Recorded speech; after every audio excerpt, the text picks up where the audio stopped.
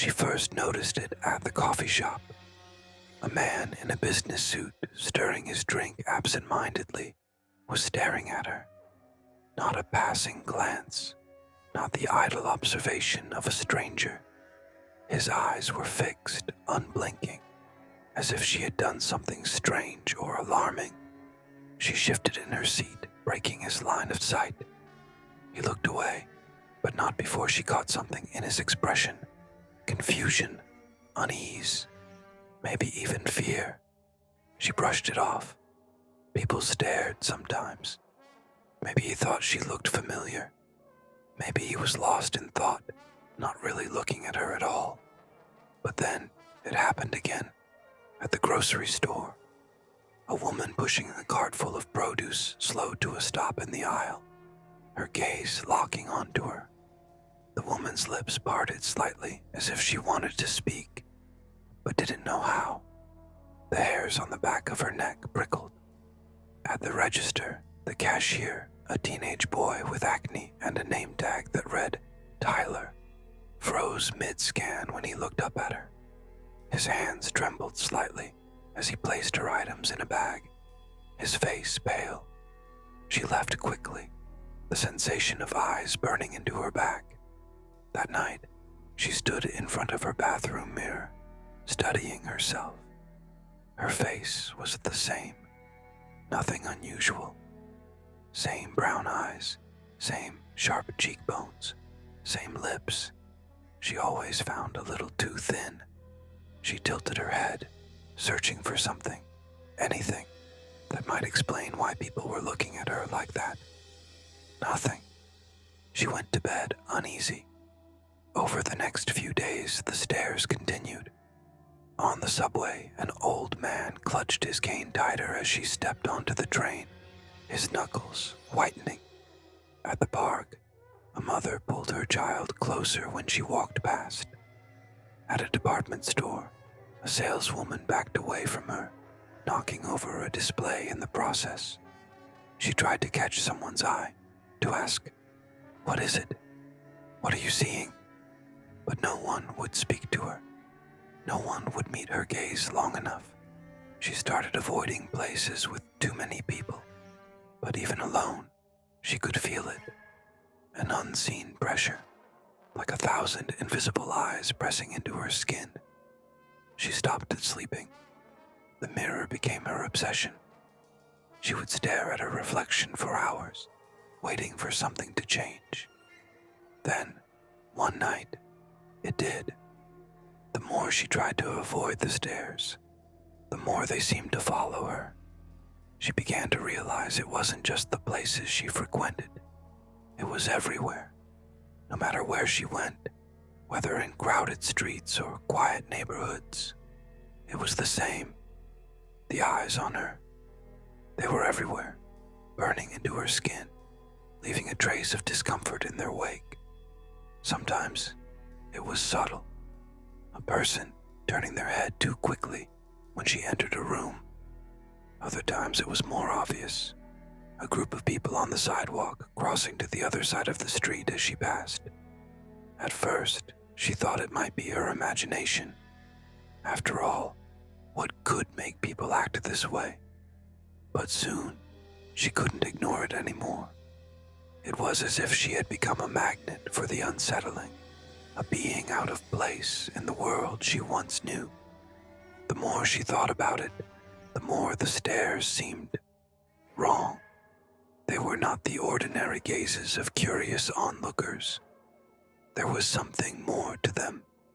She saw it in the way people recoiled after a brief glance, as if they had seen something they couldn't comprehend, something that terrified them. At work, it got worse.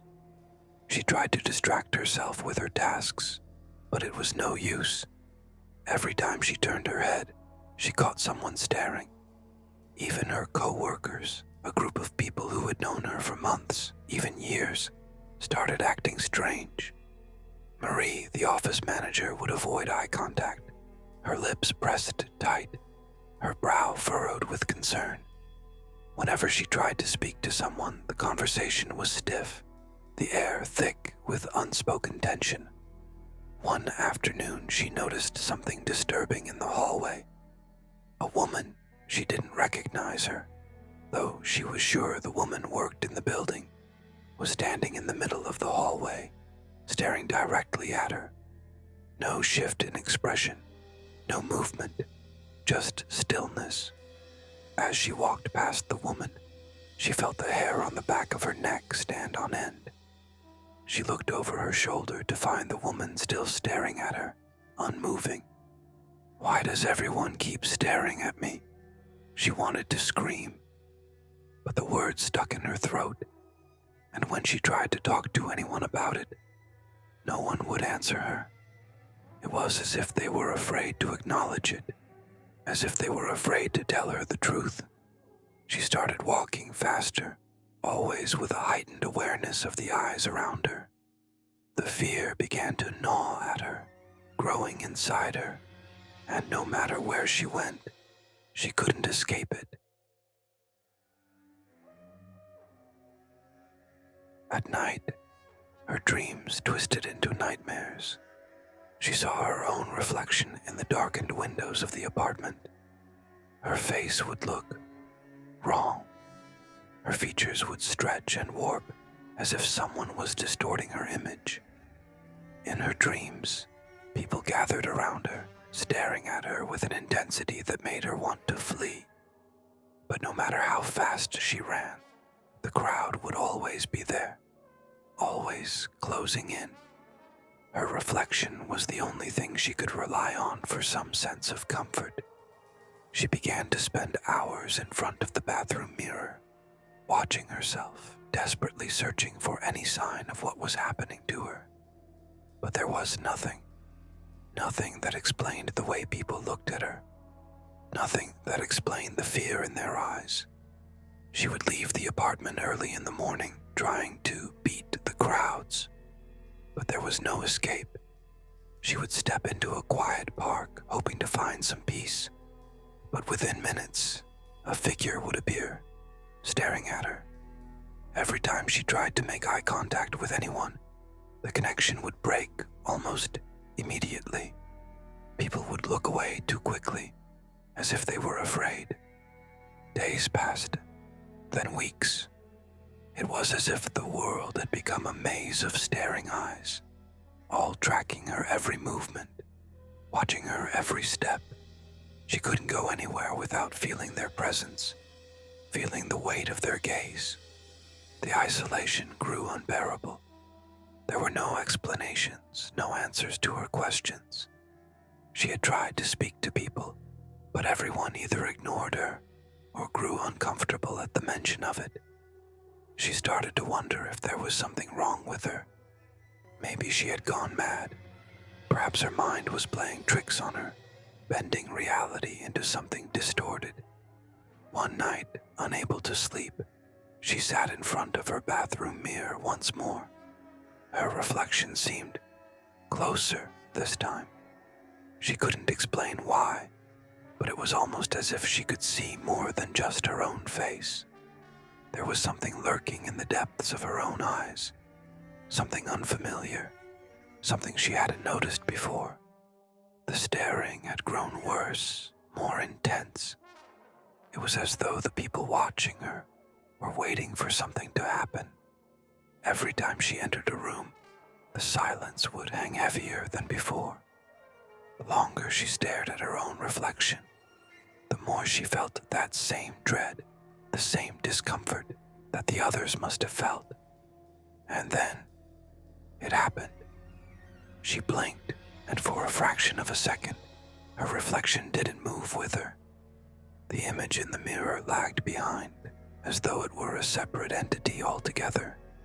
She leaned closer, staring harder, as the world around her seemed to slow. What's happening? She thought, her breath catching in her throat. The reflection in the mirror didn't look like her anymore. It was still her face, her features, but there was something off about it. Her eyes seemed to lack the same depth, the same warmth they once held. Her lips, once pale but soft, were now thin, drawn, as if all life had drained from them. The skin of her face, normally flushed with color, now seemed too pale, too lifeless.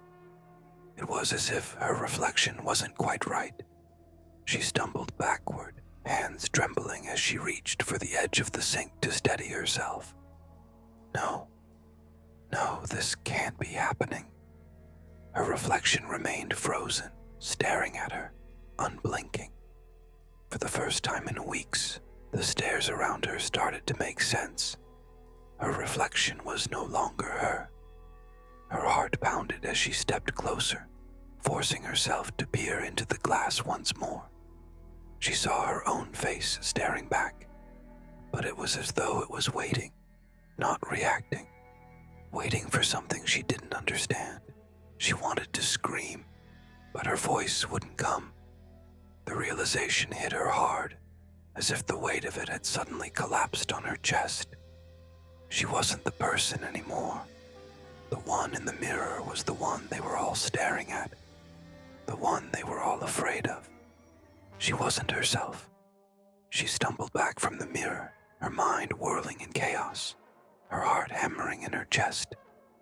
Her reflection wasn't hers. The face staring back at her was wrong, devoid of the warmth, the spark that once defined her. She wasn't the person looking out from the glass. She was the ghost of herself, a shell inhabited by something else. Desperately, she ran her fingers over her face, her cheeks, her lips, searching for any sign that her body still belonged to her. Her skin felt cold, unnervingly distant. The familiar contours of her face now seemed alien. She stared harder into the mirror, as if willing the reflection to change, to correct itself, to go back to what it once was. But it didn't. The figure in the glass just stood there, still, its eyes now filled with an eerie emptiness. The longer she looked, the more the reflection seemed to mock her, its lack of expression somehow more disturbing than any anger or fear it might have shown. Her breath came out in ragged gasps, and she stumbled backward, nearly tripping over the bathroom rug. She caught herself on the wall, her eyes still glued to the mirror. It was as though the reflection were pulling her in, drawing her deeper into its distorted world. She couldn't tear her gaze away. The weight of the truth was suffocating her. She wasn't just someone who had been watched. She had become something else entirely. Something that the world feared. Something that had replaced the girl they once knew. Her body felt foreign now, and with every breath, the realization sank deeper. The world around her wasn't real anymore. It had all shifted, and she was the only one who didn't belong. She stumbled out of the bathroom, her legs shaking beneath her. She had to leave. She had to escape this nightmare. But where could she go? She couldn't run from herself. The reflection had shown her that. It wasn't just her face that had changed. It was her very essence. The girl she had once been was lost, replaced by something unrecognizable, something that the world was so afraid of that it wouldn't even acknowledge her existence. The apartment around her felt colder now, more oppressive. The walls seemed to close in as she moved, as though the very space was rejecting her. She reached for the door, her hands trembling as she grasped the handle. Her mind raced with thoughts. What do I do? What can I do? She stepped outside, the cool night air hitting her skin, but it didn't soothe her. It only made the sensation of being out of place more pronounced. The streets, once familiar, now seemed foreign, as if she were walking through a dream she could not wake from.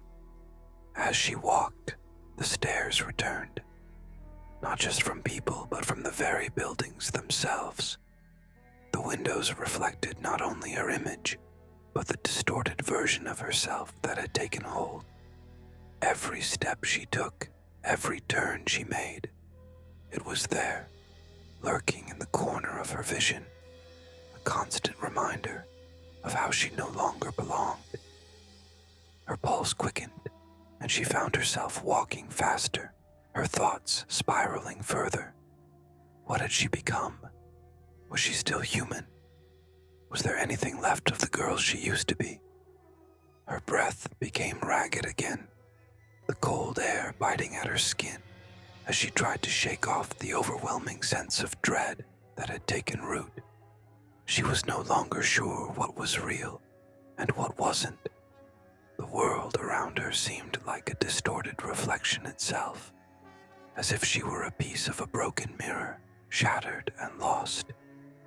In a moment of desperation, she turned into an alleyway, hoping to escape the suffocating presence of the stairs. But the alleyway only seemed to stretch further, its walls closing in, blocking out any light from the street. It was a dark, narrow tunnel, and as she walked deeper into it, she could feel her mind unraveling, spiraling into madness. She felt the pull again, the pull of her reflection, drawing her in. It was as though she had become part of something bigger, something darker. The deeper she walked into the alley, the more she felt herself slipping, her sense of identity fading. She couldn't tell where she ended and where the reflection began. It was as if they were merging, two versions of herself becoming one. And then, as if in answer to the growing dread, the world around her shifted. The alleyway twisted, the walls warping, and suddenly she was no longer walking in the night. She was back in her apartment, standing in front of the mirror again. But this time the reflection wasn't just hers. It was the distorted version, the version that had been following her, watching her, all along. And for the first time, she saw something in that reflection, something familiar.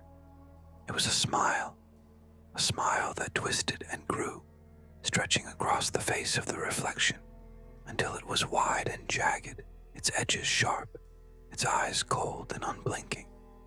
The smile was empty, a grin of pure darkness.